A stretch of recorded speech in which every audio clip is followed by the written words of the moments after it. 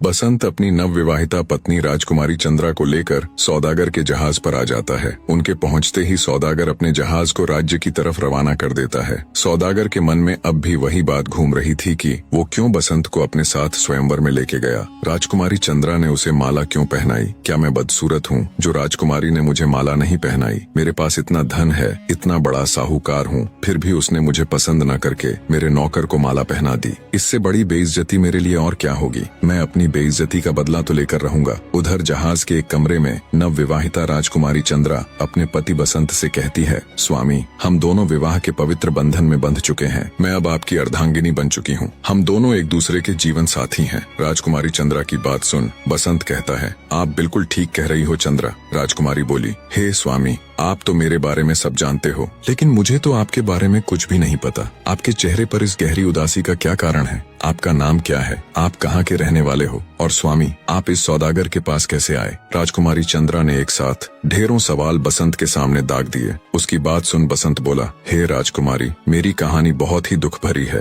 आप क्यों मेरे दबे हुए जख्मों को फिर से हरा करना चाहती हो? बसंत की बात सुन राजकुमारी चंद्रा बोली, नहीं स्वामी, आपका जो भी दुख सुख है वो मेरे साथ बांटिए। मुझे आपके बारे में सब जानना है। राजकुमारी की जिद देख बसंत कहता है, तो सुनो राजकुमारी, मैं धारा नगरी के राजा खड्ग सिंह का छोटा बेटा बसंत हूँ। मेरे बड़े भाई का नाम रूप था। बचपन में ही हमारी माता का स्वर्गवास हो गया। इतनी बात सुन राजकुमारी चंद्रा बोली, ओहो स्वामी, ये तो बहुत दुख की बात है। बसंत आगे कहता है, चंद्रा, हमारे दुखों का अंत यही नहीं हुआ। इसके बाद हमारे पिता ने दूसरी शादी कर ली। एक दिन हम दोनों भाई खेल रहे थे। खेलते खेलते हमारी गेंद मेरी मौसी के महल में चली गई। मेरा भाई रूप जब गेंद लेने गया तो मेरी मौसी ने मेरे भाई पर झूठा आरोप लगाकर मुझे और मेरे भाई दोनों को नगर से निकलवा दिया। इतना सुन राजकुमारी चंद्रा दुखी हृदय से कहती है, ये तो आपके साथ बहुत ही बुरा हुआ स्वामी। बसंत बोला, आगे सुनो चंद्रा, हम दोनों भाई भटकते भटकते जंगल में पहुंच गए। वहाँ हम दोनों भाई एक पेड़ के नीचे सो गए। जब मैं सोकर उठा तो मुझे मेरा भाई रूप कहीं भी नजर नहीं आया। राजकुमारी चंद्रा बोली, क्या? बसंत बोला, हाँ चंद्रा, पता नहीं मुझे छोड़कर मेरा भाई कहाँ चला गया। क्या पता उसे किसी जंगली जानवर ने उठा लिया या उसके साथ क्या हुआ। मैंने अपने भाई को बहुत ढूंढा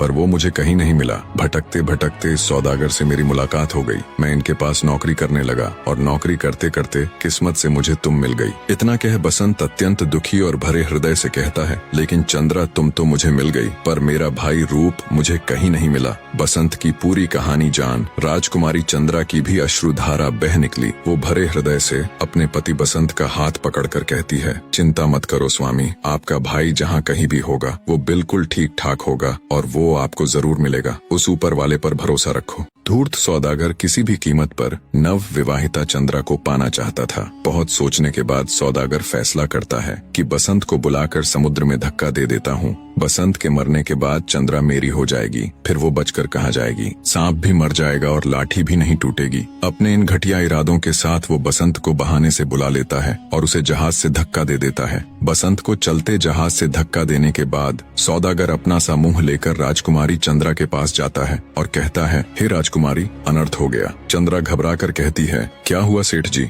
धूर्त सौदागर उससे कहता है, वो बसंत बाहर खड़ा होकर नजारा देख रहा था, तभी उसका पैर फिसला और वो समुंदर में गिर गया। ये सुन चंद्रा के पैरों नीचे से धरती खत्म हो जाती है। वो सहम कर कहती है, नहीं नहीं सेठ जी, ऐसा नहीं हो सकता। सौदागर कहता है, मुझे माफ करना चंद्रा, मैंने उसे बचाने की बहुत कोशिश की पर मैं ऐसा करने में सफल नहीं हो पाया। ये सुन राजकुमारी चंद्रा दहाड़े मार मार कर रोने लग जाती है और कहती है, हे भगवान, ये क्या हो गया? आपने ये क्या कर दिया? मैं तो बसंत के लिए अपने माँ बाप तक को त्याग कर यहाँ आई थी। अब मैं किसके सहारे रहूंगी भगवान? तूने तो मेरा सहारा ही छीन लिया प्रभु। चंद्रा को रोते बिलखते देख सौदागर उससे कहता है, रो मत चंद्रा, रोने से क्या फायदा? भगवान के सामने इंसान का भला क्या बस चलता है। राजकुमारी चंद्रा रोते रोते कहती है, ये मेरे साथ क्या हो गया? एक ही तो सहारा था, वो भी आपने मुझसे छीन लिया भगवान। अब मैं क्या करूं? तब सौदागर कहता है, हे राजकुमारी, चिंता ना करो, मैं तुम्हें अपनी सेठानी बनाऊंगा। ये सुन राजकुमारी चंद्रा के तन बदन में आग लग जाती है। वो खा जाने वाली नजरों से सौदागर को देखती है और कहती है, दुष्ट इंसान, तूने ऐसा बोल भी कैसे दिया? दूर हो जा मेरी नजरों से, मैं तेरी ये घिनौनी सूरत देखना भी नहीं चाहती। ये सुन जब सौदागर राजकुमारी के निकट आ उसे छूने की कोशिश करता है, तब राजकुमारी कहती है, दुष्ट सौदागर, मैं एक सती स्त्री हूँ। तूने अगर मुझे छूने की कोशिश की तो तू भस्म हो जाएगा। ये सुन सौदागर ठिठक कर रुक जाता है और कहता है, अरे चंद्रा, गुस्सा क्यों करती हो? मैं तुम्हें महलों की रानी बनाकर रखूंगा। अनेकों दासियां तुम्हारी सेवा करेंगी। तुम जो मांगोगी वो तुम्हारे कदमों में लाकर रख दूंगा। सौदागर की बात सुन राजकुमारी चंद्रा बोली, अरे दुष्ट आदमी, तुम्हारी बुद्धि भ्रष्ट हो गई है। मैं पतिव्रता स्त्री हूँ, तुमने मुझे समझ क्या रखा है? भगवान के लिए दूर हो जाओ मेरी नजरों से। चंद्रा की बात सुन सौदागर चुपचाप चंद्रा के कमरे से चला जाता है और विचार करता है, आखिर कब तक राजकुमारी मेरा विरोध करेगी? एक न एक दिन तो ये मेरी होकर ही रहेगी। इसके पास और कोई रास्ता नहीं। सौदागर का जहाज उसके राज्य में पहुंच जाता है। उधर जब बसंत को सौदागर ने जहाज से धक्का देकर गिरा दिया था तो उसे एक काठ का टुकड़ा मिल जाता है, जिसके सहारे बसंत कई दिनों तक समुद्र में जूझने के बाद बचकर बाहर निकलने में सफल हो जाता है और चलते चलते कई दिनों की यात्रा कर उसी राज्य में पहुंच जाता है जहां वो धूर्त सौदागर रहता था। हालातों का मारा बसंत बेचारा भटकता भटकता एक बाग में पहुंचकर वहीं बैठ जाता है। बसंत को ये नहीं मालूम था कि वो दुष्ट सौदागर भी इसी नगर में रहता है। थका हारा दुखों का मारा बसंत बाग में बैठा सोचता है, हे भगवान, ये आप मुझे किन कर्मों की सजा दे रहे हो? मैंने ऐसा क्या कर दिया जो सारे के सारे दुख आपने मेरी ही झोली में डाल दिए? पहले तो आपने मुझसे मेरी माँ की ममता छीन ली, फिर मेरे जान से प्यारे भाई रूप को मुझसे जुदा कर दिया। अब मेरी जिंदगी में थोड़ी सी खुशियाँ लेकर चंद्रा आई थी, वो भी आपसे सहन नहीं हुआ जो उसे भी मुझसे छीन लिया। मैंने उस दुष्ट सौदागर का भला क्या बिगाड़ा था जो उसने मेरे साथ इतना बड़ा विश्वासघात करके मुझे समुद्र में धक्का दे दिया? अब बेचारी चंद्रा का क्या हाल होगा? पता नहीं कहाँ होगी। वो तो मेरी जुदाई में रो रो कर अपने प्राण त्याग देगी। उधर चंद्रा जो सौदागर के घर में बंद थी, हकीकत में उसका यही हाल था। वो ना तो कुछ खाती न कुछ पीती, बस हर समय बसंत की याद में आंसू बहाती रहती। उसकी ये हालत देख सौदागर उससे कहता है, चंद्रा, तुम हर समय रोती रहती हो, ना कुछ खाती हो न पीती हो, ऐसे तो तुम मर जाओगी। तेरा पति बसंत पता नहीं अब इस दुनिया में जिंदा है भी कि नहीं। सौदागर की बात सुन दुखी राजकुमारी कहती है, नहीं नहीं सेठ जी, ऐसा मत कहिए। सौदागर कहता है, अब तुम उसका ख्याल अपने दिल से निकाल दो और मुझे अपने पति के रूप में स्वीकार कर लो। चंद्रा बोली, नहीं नहीं सेठ जी, ऐसा तो मैं सोच भी नहीं सकती। मुझे पूरा यकीन है कि मेरे पति एक न एक दिन जरूर आएंगे। भगवान इतना निर्दयी नहीं हो सकता। राजकुमारी चंद्रा की बात सुन सौदागर चिढ़कर कहता है, चंद्रा, बसंत अब इस दुनिया में नहीं है। अब ये स्वीकार कर लो और मुझसे विवाह कर लो। क्या कोई भी ऐसा रास्ता नहीं है जिससे तुम मेरी बात मान लो? तब चंद्रा कहती है, सेठ जी, एक रास्ता है। सौदागर खुश हो कहता है, क्या रास्ता चंद्रा? जल्दी से बताओ। राजकुमारी चंद्रा कहती है, आप मुझे 12 महीने का समय दे दो, तब तक मुझे हाथ भी नहीं लगाओगे। अगर इन 12 महीनों में मेरा पति बसंत नहीं आया तो फिर जैसा आप चाहोगे वो मुझे मंजूर होगा। सौदागर खुश हो उसकी बात मान लेता है और कहता है, 12 महीने तो क्या, 12 साल या 12 जन्मों तक भी मैं तुम्हारा इंतजार कर सकता हूँ चंद्रा। सेठ इतना कह वहाँ से चला जाता है। वो राजा रूप से गुजारिश कर अपने घर के आगे कड़ा पहरा लगवा देता है। सौदागर की विनती पर राजा रूप हर रोज अपने 2 शाही सैनिकों को पहरेदारी के लिए सौदागर के घर भेजने लग जाता है। ऐसे ही समय बीतता चला जाता है। बसंत इस बात से बिल्कुल अनजान था कि उसका भाई रूप सही सलामत ही नहीं बल्कि इस नगर का राजा भी है। वो राजा की फौज में भर्ती हो जाता है। फिर एक दिन संयोगवश सौदागर के घर के बाहर पहरेदारी के लिए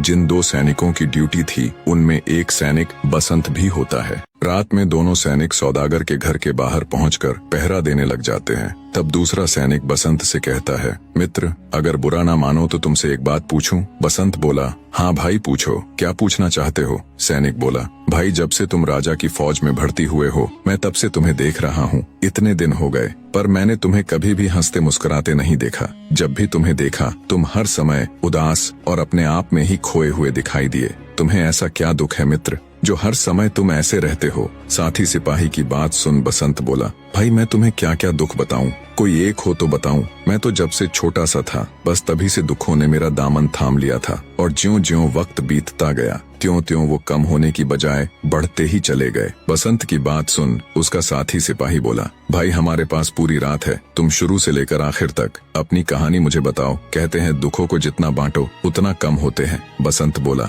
मुझे नहीं लगता मेरे दुख कभी भी और किसी भी प्रकार से कम होंगे, पर मैं तुम्हें अपनी आप बीती जरूर सुनाऊंगा। इतना कहकर बसंत अपने बचपन से लेकर कैसे वो दोनों भाई हंसी खुशी खेला कूदा करते थे, कोई चिंता कोई फिक्र नहीं थी। माता पिता के राज में नौकर चाकर थे, कैसे माता पिता उन्हें लाड लड़ाया करते थे, और अब तक कि कैसे सौदागर ने उसे जहाज से धक्का दे दिया और फिर वो बचकर राजा की फौज में शामिल हो गया। सारी दास्तान अपने साथी सिपाही के आगे बहते अश्रुओं के साथ कह सुनाता है। साथी सिपाही भी उसकी दास्तान सुन भाव विभोर हो उठता है और कहता है, सच में मित्र, तुम्हारी दास्तान तो बहुत दर्द भरी और रुला देने वाली है। उधर घर के अंदर बंद राजकुमारी चंद्रा भी गुमसुम बैठी हुई थी। बाहर जब बसंत अपनी आप बीती सुनाना शुरू करता है तो जानी पहचानी कहानी सुन राजकुमारी चंद्रा के भी कान खड़े हो जाते हैं। वो रात के सन्नाटे में बसंत की आप बीती के रूप में दर्द भरे शब्द सुन लेती है। पूरी दास्तान सुन राजकुमारी चंद्रा के भी रोंगटे खड़े हो जाते हैं। उसका मुरझाया चेहरा कहानी सुन हल्की सी उम्मीद और आश्चर्य के साथ खिल उठता है। राजकुमारी चंद्रा सोचती है, ये जो पहरे पर दास्तान सुनाने वाला सिपाही है, या तो निश्चय ही ये मेरे पति बसंत है या फिर उनके बड़े भाई रूप। अगर इस बात का भेद सौदागर को लग गया तो पता नहीं फिर से वो क्या जालसाजी कर दे। इन सब बातों का भेद तो राजा के सामने ही खोलना चाहिए। चंद्रा अपने मन में राजा के पास जाने का निश्चय कर लेती है और सुबह होने का इंतजार करती है। सुबह होते ही वो मौका देख सौदागर के घर से भाग जाती है और सीधा राजमहल में राजा रूप के सामने पेश हो जाती है और कहती है, महाराज, मेरे घर के बाहर कल आपने जो पहरेदारी के लिए 2 सैनिकों को तैनात किया था वो चोर है, उन्होंने घर से कीमती सामान चुरा लिया। चंद्रा की बात सुन राजा रूप तुरंत अपने सिपाहियों को आदेश देता है कि कल जिन सिपाहियों की सौदागर के घर के बाहर ड्यूटी थी उन्हें तुरंत मेरे सामने पेश किया जाए। राजा का आदेश पाते ही तुरंत उसके सिपाही उन दोनों को पकड़ लाते हैं। जब बसंत और उसके साथी को राजा रूप के सामने पेश किया जाता है तब बसंत अपने भाई रूप को पहचान लेता है। उसे राजा बना देख उसका मुंह आश्चर्य और हैरत से खुला का खुला रह जाता है। सोचता है, मेरा भाई रूप और वो भी राजा,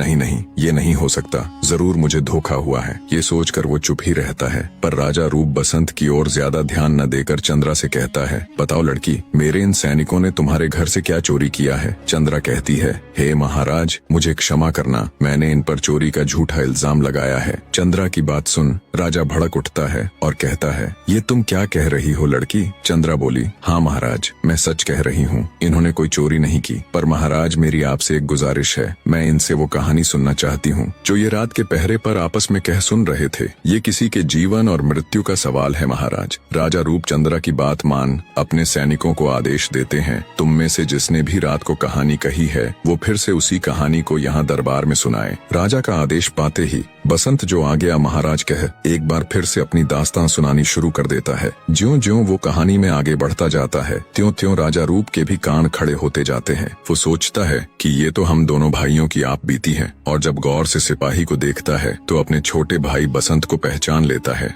बसंत को देखते ही राजा मारे खुशी के राजगद्दी पर ही सुन्न रह जाता है। राजा के मुख से कुछ भी बोल नहीं निकलते। जब बसंत अपनी कहानी पूरी करता है तो राजा रूप अपनी गद्दी से खड़ा हो चिल्लाता हुआ उसकी तरफ दौड़ता है, मेरा भाई बसंत, और बहते अश्रुओं के साथ जोर से अपने छोटे भाई बसंत को आलिंगन में भर लेता है। उधर बसंत का भी यही हाल था। अपने भाई रूप से मिल उसकी भी आंखों से लगातार अश्रुधारा बह रही थी। राजकुमारी चंद्रा भी ये देख अत्यंत खुश हो जाती है और अपने खुशी के आंसुओं को रोक नहीं पाती। दोनों भाइयों की कहानी सुन और उनका आपसी प्रेम देख पूरा राज दरबार जोर जोर से तालियां बजा रहा था। सबकी आंखों में आंसू थे। महाराज रूप के हुक्म से दुष्ट सौदागर को तुरंत पकड़ लिया जाता है और उस नीच को जिंदा धरती के अंदर गाड़ दिया जाता है। बसंत के कहने पर दोनों भाई धारा नगरी में अपने पिता राजा खड्ग सिंह के पास जाते हैं और उन्हें सारी सच्चाई कह सुनाते हैं। सारी सच्चाई जान राजा खड्ग सिंह अपने घुटनों पर बैठकर दहाड़े मार मार कर रोता है और कहता है, मुझसे अनजाने में बहुत बड़ा पाप हो गया प्रभु, मुझे माफ कर दो बेटों।